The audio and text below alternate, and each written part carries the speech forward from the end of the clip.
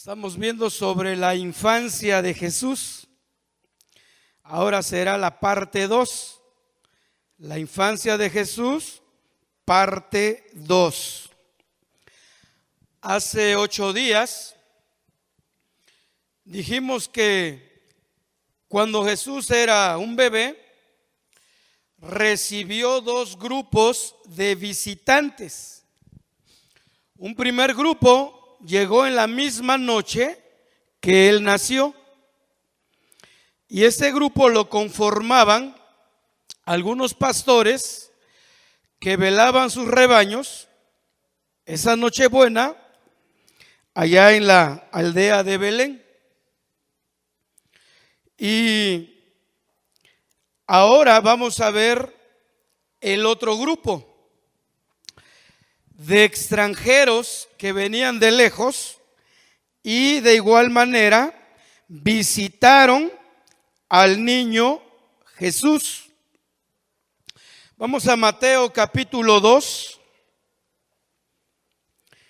el Evangelio de Mateo, verso 1. Dice: cuando Jesús nació en Belén de Judea, en días del rey Herodes, vinieron del oriente a Jerusalén unos magos, diciendo: ¿dónde está el rey de los judíos que ha nacido? Porque su estrella hemos visto en el oriente y venimos a adorarle. Bien, aquí vemos a otro grupo, un grupo extranjero que venían del lejano oriente preguntando por el rey de los judíos. ¿A dónde estaba el rey que había nacido? Fíjense, hermanos, que la tradición popular nos ha dado alguna información falsa sobre este asunto. Y para los que van siguiendo el tema, ya pudimos detectar que estos 2 grupos no estuvieron juntos o no llegaron juntos para visitar al niño Jesús. Fíjense que no se sabe de bien a bien qué tiempo hay entre la visita de los pastores y la visita de los magos de Oriente. De los pastores, pues ya sabemos, llegaron en Nochebuena, esa misma noche. Pero los magos de Oriente, algunos dicen que posiblemente llegaron cuando ya tenía 8 meses. Otros dicen que posiblemente ya tenía 1 año y medio, es decir, 18 meses. Por eso, cuando Herodes se ve burlado por este grupo de extranjeros, manda a matar a todos los niños menores de 2 años, porque calculaban que por ahí entre 1 año y medio, 1 año 6 meses, 7 meses, tenía Jesús de edad. Entonces no se sabe de bien a bien qué tiempo tenía Jesús cuando llegaron estos magos de Oriente. Entonces ahí podemos ver una primera gran mentira que nos han enseñado por años, de que llegaron al mismo tiempo, y no fue así. Otra, la Biblia nunca dice que fueron 3 reyes o que fueron 3. Quizás lo dedujeron porque hubieron 3 presentes o 3 regalos: oro, incienso y mirra. Y por medio de esos 3 regalos, alguien dedujo o concluyó que eran 3 los magos de Oriente. Entonces, la Biblia nunca dice que eran 3. Posiblemente eran más y solamente 3 regalos. Otra mentira, no dice que eran reyes. Sin embargo, ¿qué dice la tradición popular? 6 de enero, Día de los Reyes. No eran reyes, hermanos. Tampoco se sabe de que eran 3. En fin, les quiero leer un poquito quiénes fueron estos personajes. Y estos magos que dice Mateo 2:1, estos magos de Oriente, eran miembros de un grupo oriental y eran sacerdotes y eran descendientes de una tribu de Media y de Persia. Eran sacerdotes. Eran medo-persas y ciertamente vivían en el lejano oriente. Esos personajes no eran cualquier persona, no eran personas comunes y corrientes. Estos, como dije, en primer lugar eran sacerdotes. Luego, eran personas que estudiaban los astros. Y entonces eran astrónomos, estudiaban los diversos astros, el movimiento de ellos, pero también eran astrólogos. La influencia que ejercían los astros. Pero además eran personas que interpretaban sueños. Eran personas muy preparadas. Estos eran muy importantes y fueron reconocidos y tuvieron presencia durante los 4 imperios más fuertes, como por ejemplo el imperio babilónico. Luego el imperio medo-persa, luego el imperio griego, y tenían presencia e influencia en el imperio romano, precisamente en el escenario cuando Jesús nació en Belén. Y ahí vemos pues la presencia de ellos viniendo desde Oriente, personas con mucha influencia durante estos 4 imperios poderosos. Gracias a sus estudios, a su preparación, ellos sabían muy bien de agricultura, como les decía, de astronomía, astrología, interpretación de sueños, influencia en los puestos políticos. Ellos llegaron a ser asesores políticos de los reyes medos persas.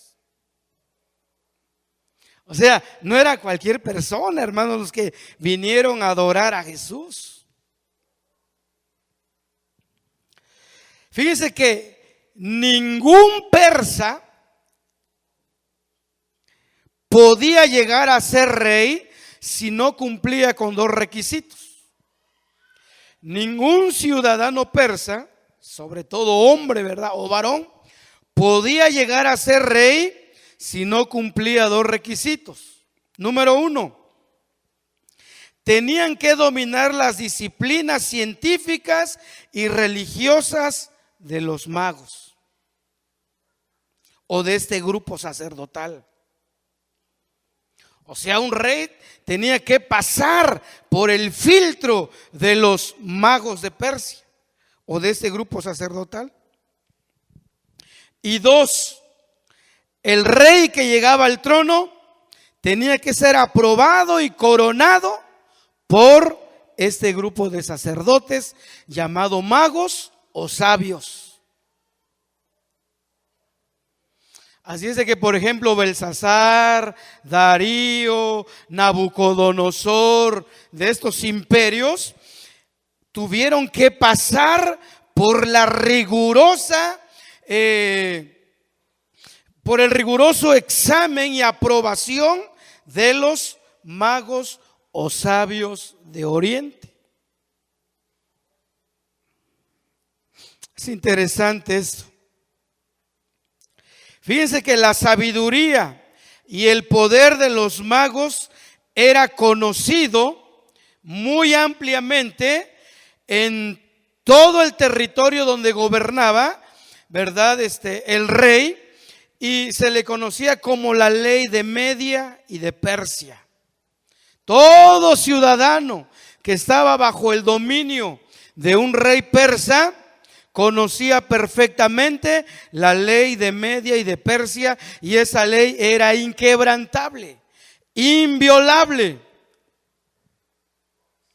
Por ejemplo, cuando Daniel fue echado al foso de los leones por la trampa ahí de algunos maliciosos, y el rey ya lo había decretado, pues el rey ya no se pudo echar para atrás.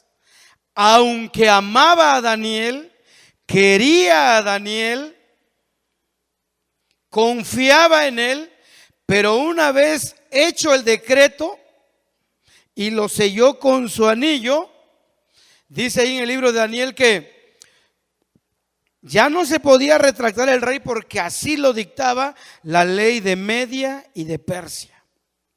Era inquebrantable. Y todo este control lo ejercía este grupo, hermanos.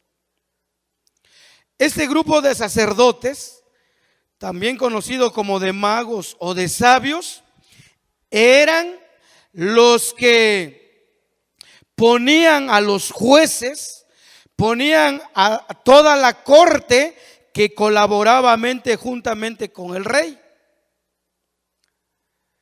Tenían que pasar por el examen y por la aprobación de estos sacerdotes para que alguien pudiera ocupar un puesto público y trabajando en comunidad con el rey en turno. Tenía que ser aprobado pues por este grupo. Y eran de mucha influencia. De hecho, siempre hubo como una rivalidad entre los medo-persas y Roma. Aunque Roma estaba a la cabeza, aunque Roma ya tenía el control, pero siempre había alguna rivalidad. Por eso cuando ellos llegan a Jerusalén preguntando por el rey de los judíos, Herodes se turbó. Literalmente tembló, porque sabía del grupo de personas que habían llegado preguntando por Jesús. Por eso cuando leemos ahí vemos que Herodes no hizo ningún gesto de inconformidad, los recibió.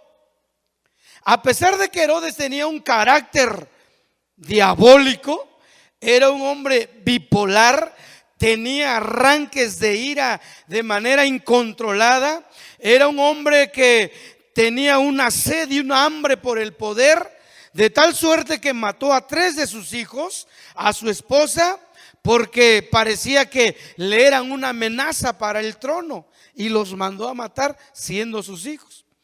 Pero cuando se confronta o se entrevista con ese grupo de magos que venían del oriente, miren, no dijo nada. Al contrario, dijo, pues la verdad no sé. Y mandó a llamar a los escribas, a los ancianos, a los sacerdotes del pueblo judío, y les dijo: ¿ustedes qué saben de Jesús? ¿Qué hay del tal Mesías? Y dijeron los escribas: pues los profetas dicen que habría de nacer en Belén de Judea. Entonces Herodes los encaminó hacia Belén y les dijo: vayan, y si lo encuentran, pues me avisan para que yo también vaya a adorarle. Pero sabemos que esto no es cierto. Herodes se sentía amenazado por quién era el nuevo rey de los judíos. Este grupo, pues, es el que llegó preguntando por el niño Jesús. Entonces, como vemos de manera muy breve, hermanos, eran personas poderosísimas. Eran las que estaban, pues, controlando todo el reino medo-persa a través del rey, pero que ellos ponían. Ninguno podía llegar al trono, les decía, si no era aprobado por ellos. Entonces no eran cualquier personaje. Eran personas de mucha influencia en su territorio y fuera de su territorio. Ahora, cuando llegaron a Jerusalén, pues no llegaron, como dice la tradición popular, nada más 3. No, ellos traían una escolta poderosa. Se cree que llevaban caballería persa y mucha gente más que los escoltaba, pues eran personas muy, muy importantes.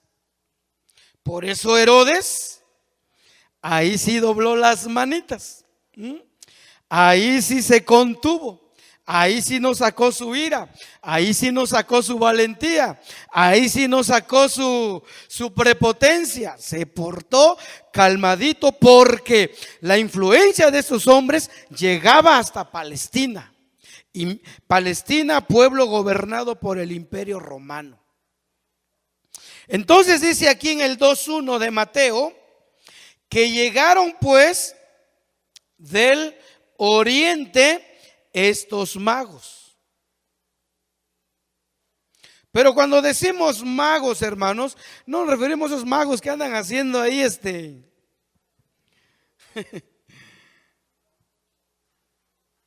¿cómo se dice cuando hacen trucos? Pues no, estos sí eran estudiosos de los astros, de los movimientos de los planetas, de las estrellas, del sol. Eran conocedores, personas muy estudiosas.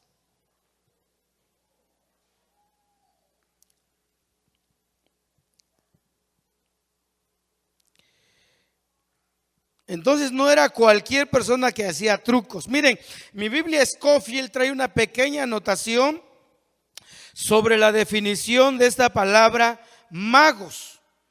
Dice magos o magoi, una palabra persa para designar a hombres expertos en el estudio de las estrellas. Ahora podemos preguntarnos, pero ¿cómo es que sabían que había de nacer un rey en Judea?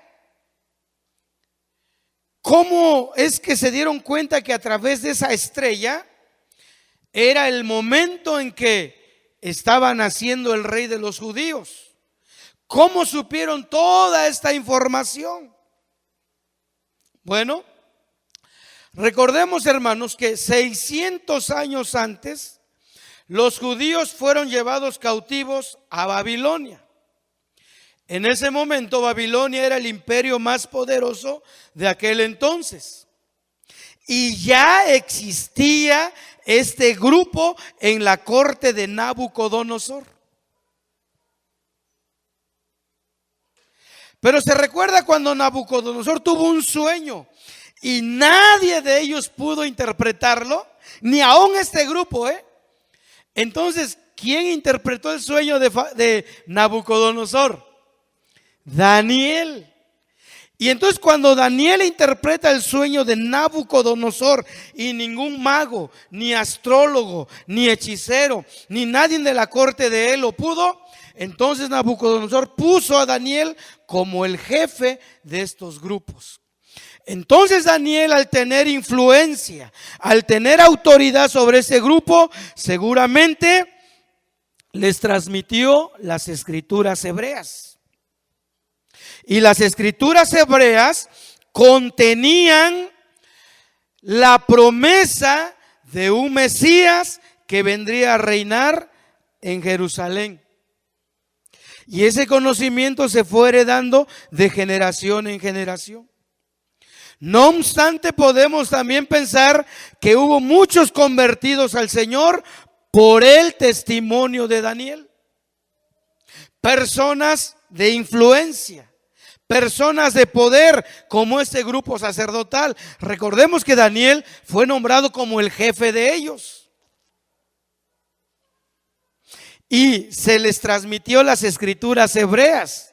Y como eran personas estudiosas, se interesaron en las promesas. Y entonces conocieron a través de las escrituras de bien a bien sobre el nacimiento del Mesías.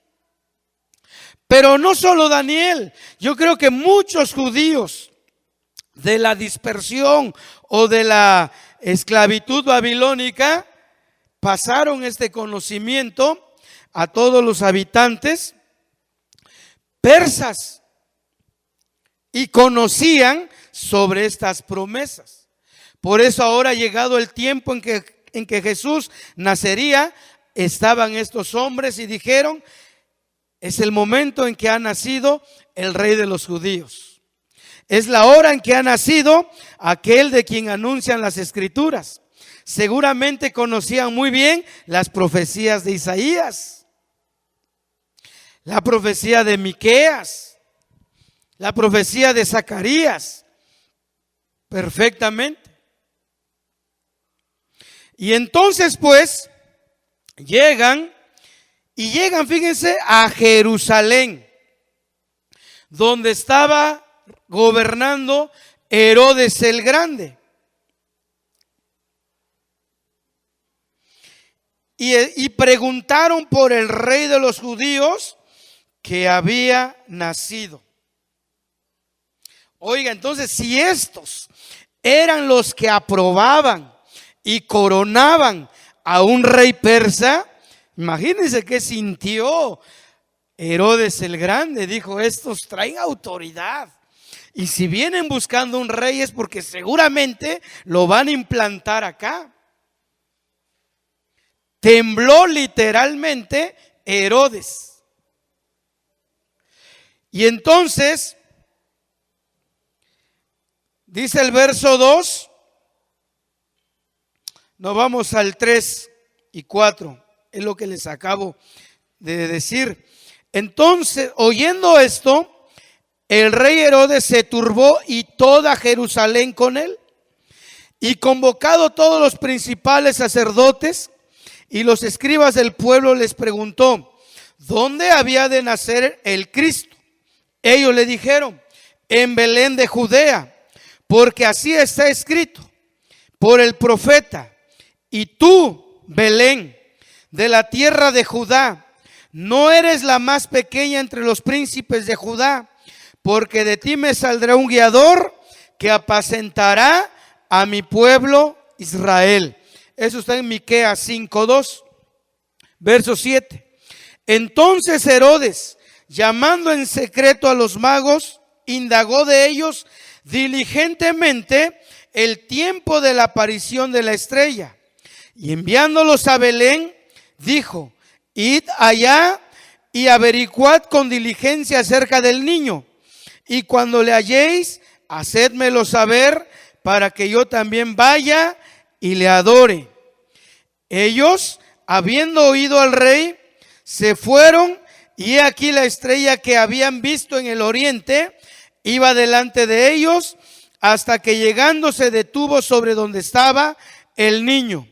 Y al ver la estrella se regocijaron con muy grande gozo.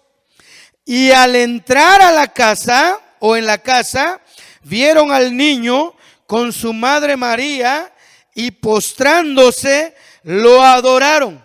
Y abriendo sus tesoros le ofrecieron presentes: oro, incienso y mirra.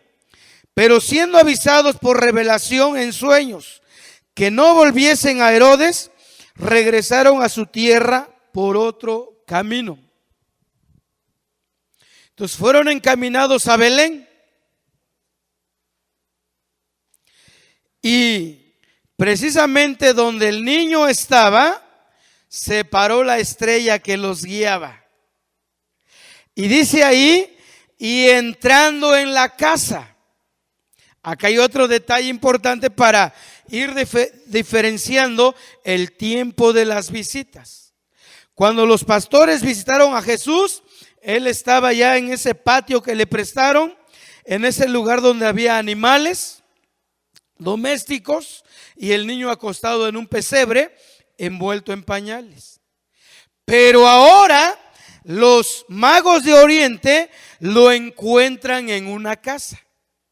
Entonces posiblemente José y María pueda que tenían algún familiar en Belén que les prestó un cuarto, o bien rentaron una casa mientras el niño crecía. Les digo, no se sabe la edad exacta que el niño tenía cuando llegaron estos magos de Oriente, pero él ya estaba instalado con sus padres en una casa.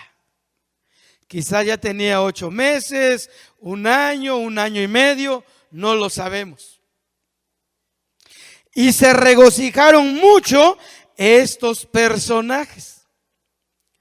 A pesar de que eran hombres poderosos, eran hombres de influencia, de autoridad, muy ricos, muy respetados, conocían perfectamente quién era Jesús.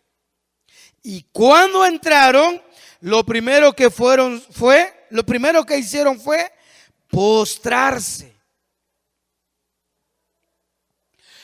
Un acto sublime de adoración. Se postraron. No importando que traían vestiduras muy delicadas, muy caras, se postraron. Ahora note aquí que adoraron a Jesús, mas nunca vemos que adoraron a María. ¿Sí? Eso está ahí en el verso 11. Y al entrar en la casa, vieron al niño con su madre María, y postrándose lo adoraron. Y no dice que los adoraron, como si adorasen al niño y a su mamá. O no dice que la adoraron. No, dice que solamente adoraron a Jesús. Ellos reconocían perfectamente que Jesús era el Hijo de Dios, era el Mesías prometido, era aquel a quien anunciaban los profetas del Antiguo Testamento. Y ellos conocieron diligentemente el tiempo de su nacimiento.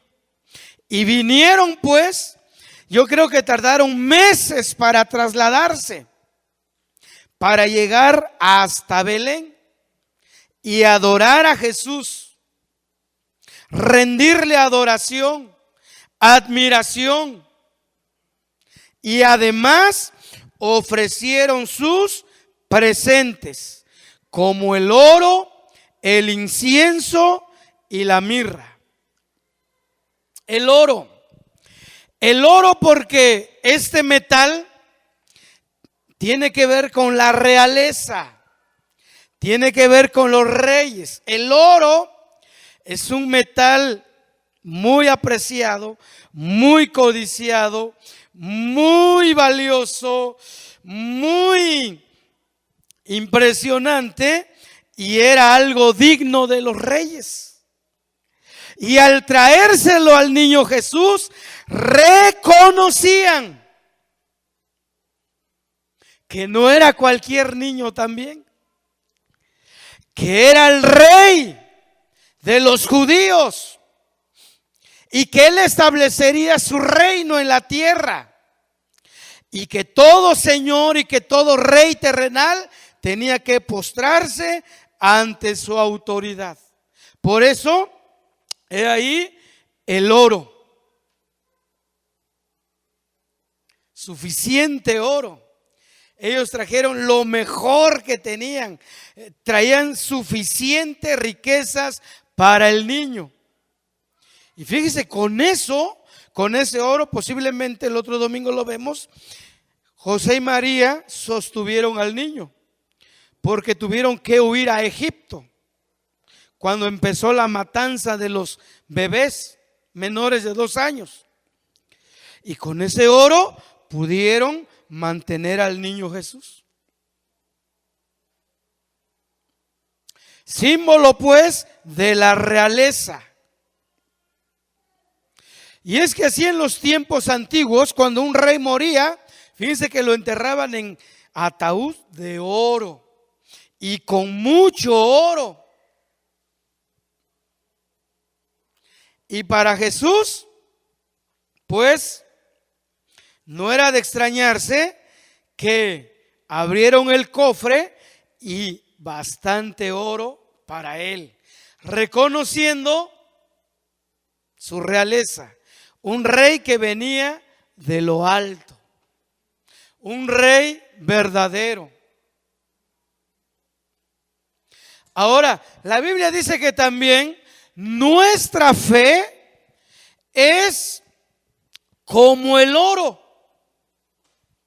Miren, vamos allá a Primera de Pedro. Vaya a Primera de Pedro, capítulo 1.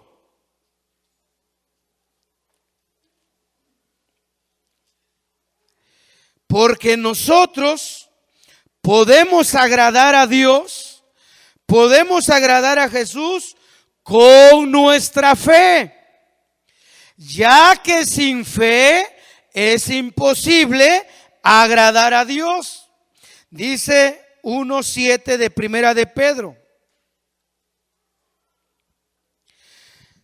Para que sometida a prueba vuestra fe, mucho más preciosa que el oro, el cual, aunque perecedero, se prueba con fuego, sea hallada en alabanza, gloria y honra cuando sea manifestado Jesucristo. ¿Cómo podemos glorificar a Dios? ¿Cómo podemos magnificar a Dios? ¿Cómo podemos honrar a Dios? Con nuestra fe, que es mucho más preciosa que el oro. Más cuando nuestra fe es sometida a prueba. Cuando pasamos por una prueba o por pruebas, allí nuestra fe se purifica más, se vuelve más auténtica. Es en la prueba, hermanos. Ninguna fe puede ser probada en tiempos de bonanza y de mucha paz. Porque cuando todo está tranquilo, cuando todo va bien, cuando no hay amenazas de muerte, pues estamos contentos y felices. No hay de qué preocuparse. No se necesita fe, casi, porque todo está bien. Pero ¿qué tal cuando viene la prueba? ¿Qué tal cuando viene la amenaza? Es ahí donde nuestra fe se prueba y nos mantenemos firmes y pasamos ese proceso. Y es ahí donde Jesucristo se glorifica. Cuando nuestra fe es probada en los momentos más difíciles. Y entonces es ahí donde aplicamos nuestra confianza en Dios. Y cuando Dios ve nuestra confianza aplicada, Él se glorifica. Es en la prueba, es en el problema, es en la amenaza, Cuando nuestra fe glorifica a Dios. Porque nuestra fe se fundamenta, se para en las promesas de Dios y dice: yo creo en lo que Dios ha dicho para mí y yo de aquí no me muevo, y yo espero la voluntad de Dios, yo espero la protección de Dios, espero la salida de Dios, espero la provisión de Dios, espero la intervención de Dios y no me muevo. Y Dios dice: yo me quiero glorificar en este hijo mío que está fortaleciendo y purificando su fe. Y Dios ve nuestra fe mucho más preciosa, mucho más valiosa todavía que el oro. Entonces, al igual que los magos de Oriente, podemos glorificar a Dios con nuestra fe cuando es sometida a prueba. Y si pasa la prueba, se hallará en alabanza, gloria y honra. Entonces, las pruebas son buenas. Son buenas las pruebas. Bien, luego dice que trajeron, vamos a Mateo 2:1, el otro presente, ahora un segundo personaje de 3 o de 5 o de 10 o de 15, no sabemos de bien a bien cuántos eran, pero un segundo mago del oriente entrega otro tesoro, otro presente, y abre un frasco y es incienso.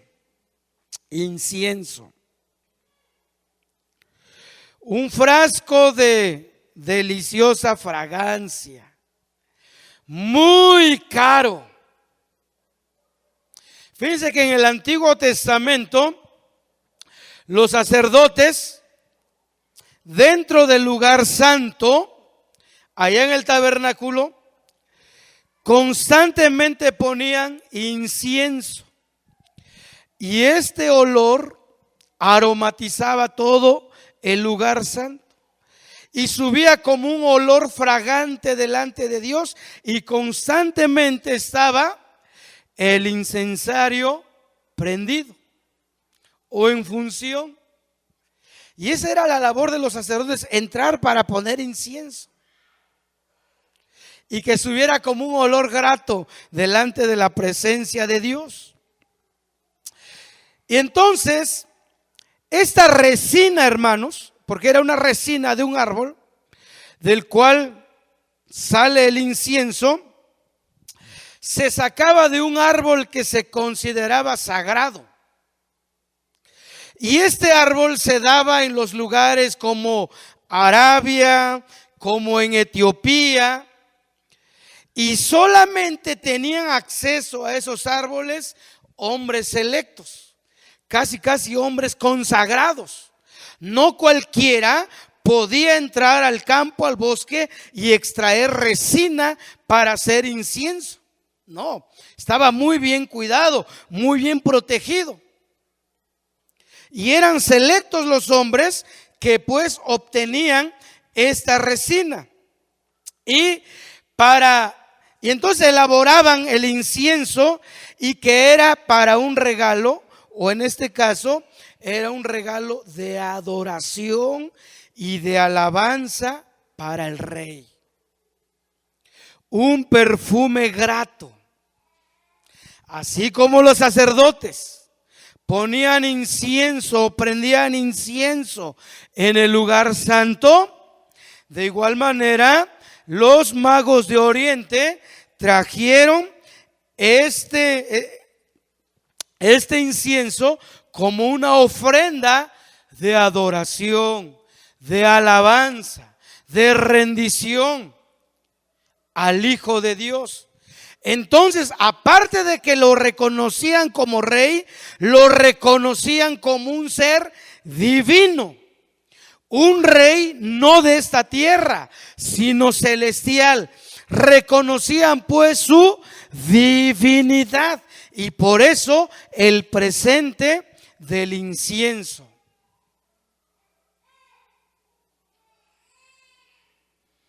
Era un material muy costoso. Ahora para nosotros, hermanos, ¿cuál vendría a ser nuestro incienso?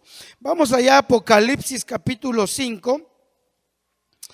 ¿Cuál sería el incienso que nosotros podemos ofrecerle a Jesús, así como los magos de Oriente? ¿Cuál sería nuestro incienso? Apocalipsis 5:8.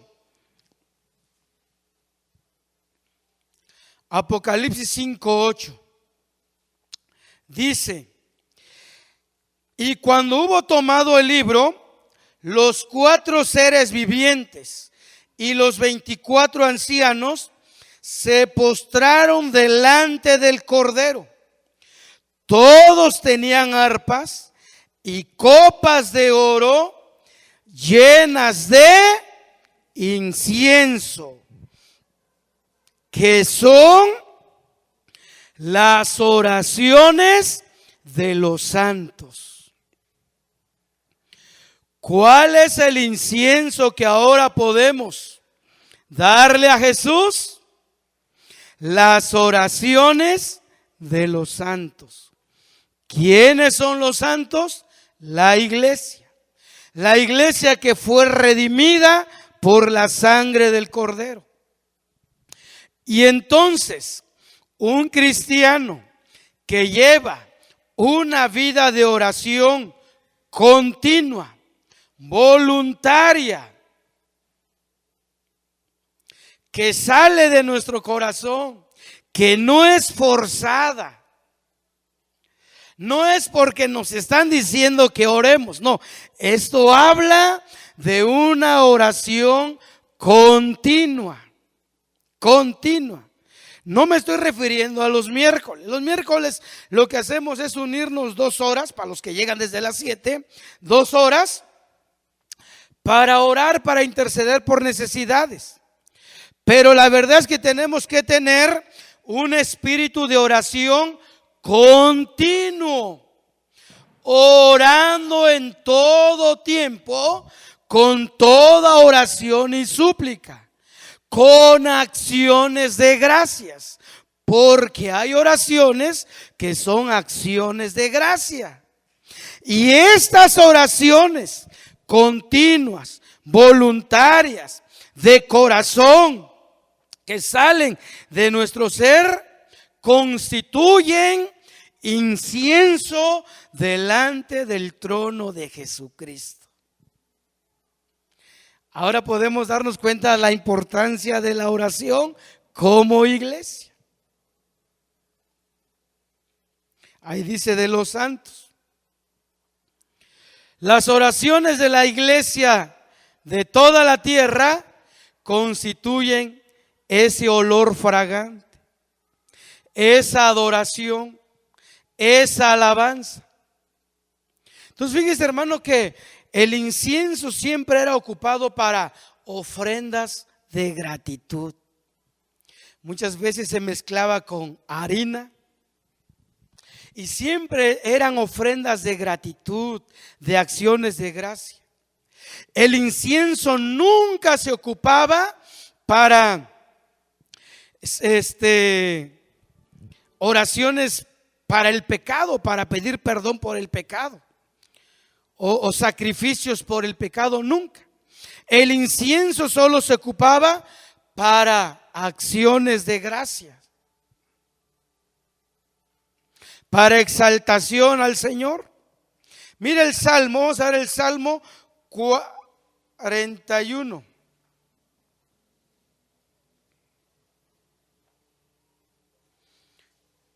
Bueno, es el 141. Salmo 141. Nunca el incienso se ocupaba para sacrificios por el pecado, nunca.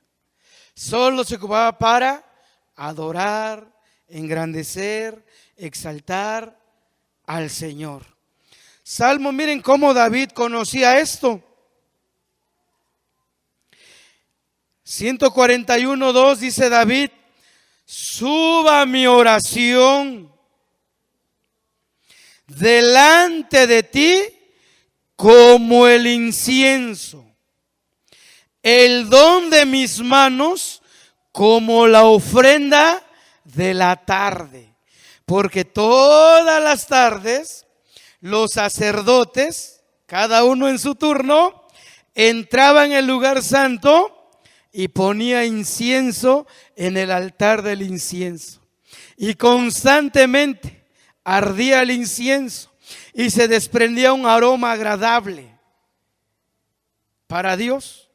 David lo conocía y entonces decía: que mi oración sea como el incienso, que adora, que agradece, que exalta tu majestad, tu nombre, tu poder. Y habla de una ofrenda de la tarde. Pero les digo, lo podemos hacer a toda hora. A toda hora podemos tener constante comunión con Dios.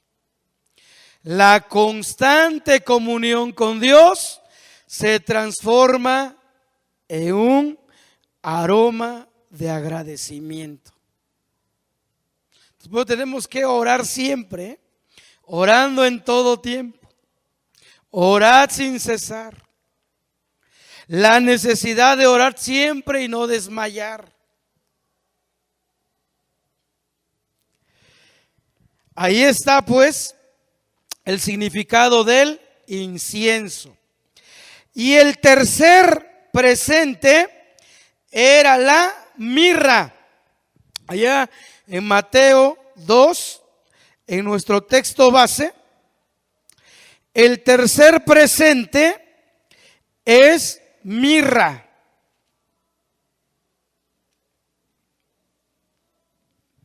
Mirra.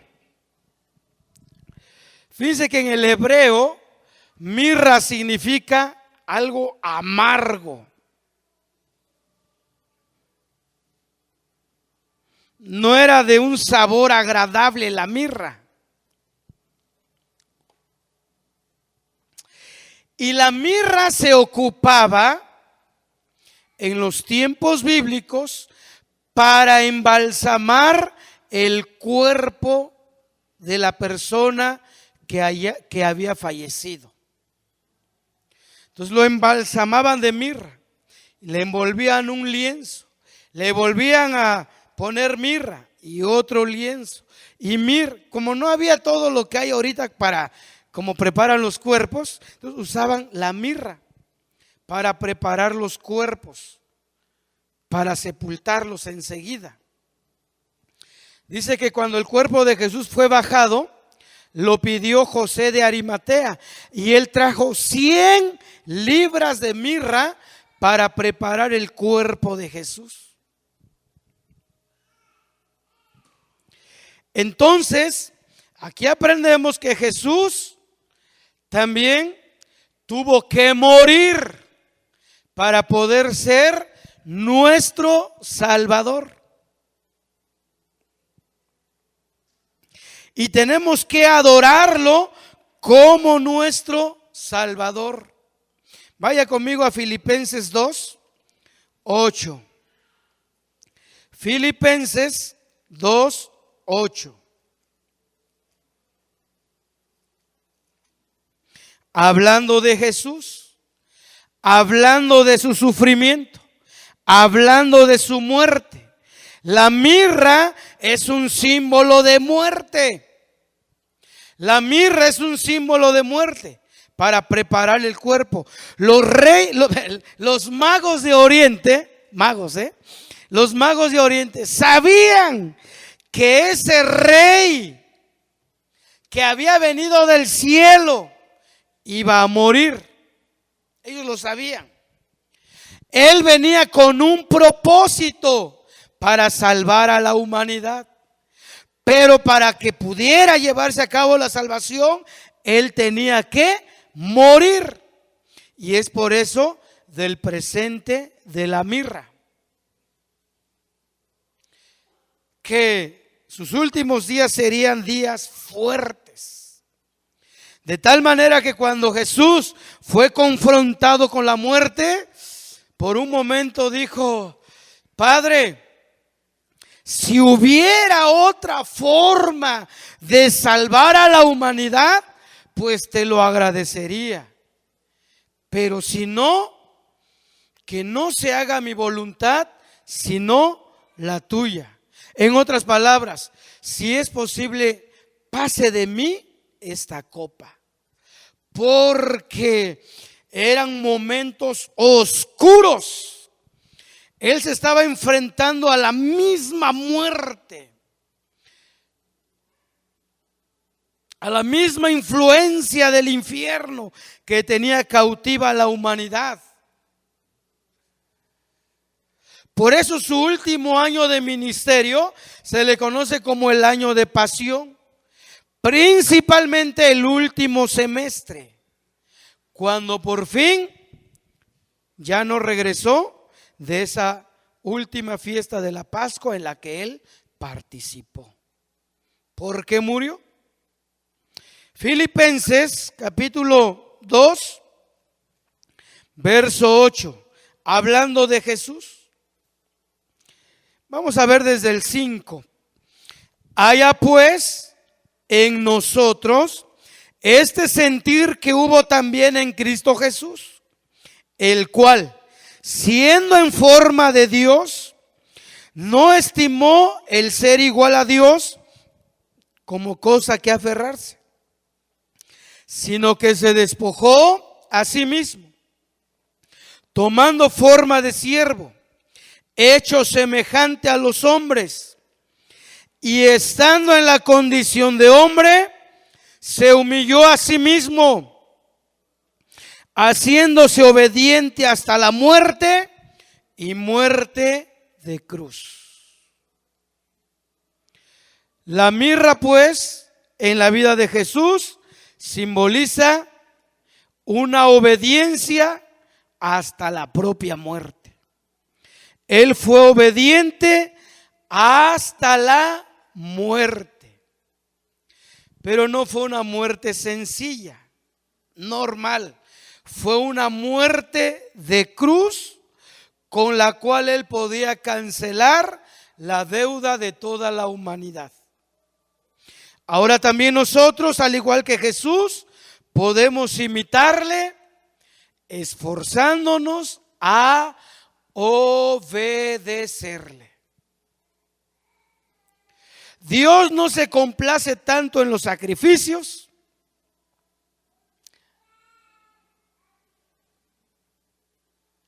más que en la obediencia.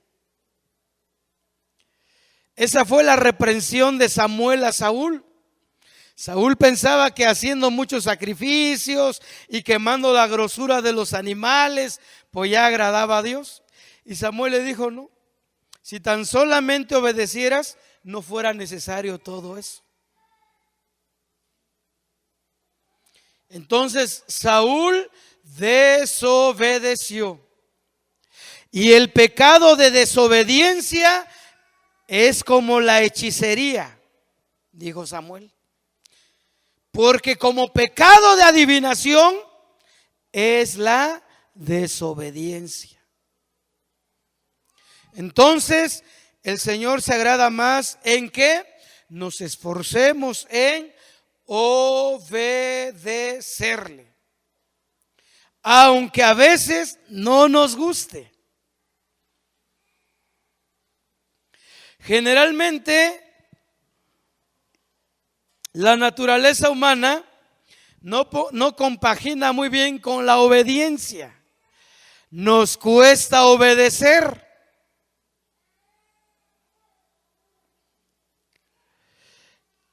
Y a veces al obedecer una orden parece que estamos tomando un trago amargo. ¡Ay! Obedecer. Pero ya vimos que la mirra significa amargo, algo no agradable. y a veces para nosotros no es muy agradable obedecer, pero es mejor la obediencia.